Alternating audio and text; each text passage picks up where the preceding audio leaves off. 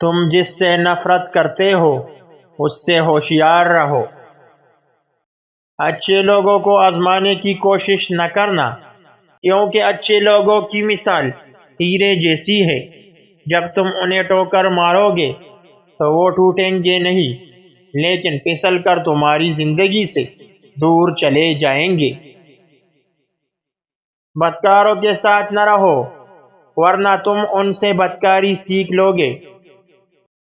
جس پر نصیحت اثر نہ کرے وہ جان لے کہ میرا دل ایمان سے خالی ہے۔ جو ریاست مجرموں پر رحم کرتی ہے، وہاں کے بے گناہ لوگ بڑی بے رحمی سے مرتے ہیں۔ غصے کے وقت انسان کے اخلاق کا صحیح پتہ چلتا ہے۔ ایمان کے بعد نیک بخت بیوی سے زیادہ کوئی تعجب نہیں۔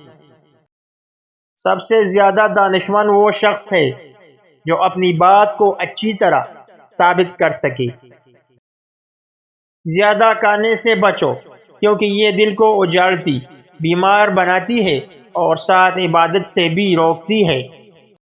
غریب کے ساتھ ہمدردی سے پیش آؤ تاکہ اس کی زبان کھلے اور ہمت بڑھے۔ منہ پر تعریف کرنا ذبح کرنے کے مترادف ہے۔ فتح امید سے نہیں، علم اور خدا پر بھروسے سے حاصل ہوتی ہے۔ دانشمند شخص وہ ہے جو اپنے افعال کی تکمیل نیک کر سکتا ہے۔ کسی پر لعن طعن نہ کیجیے، ایسا کرنے سے آپ کے اندر اجتماعی خرابیاں پیدا ہو جائیں گی۔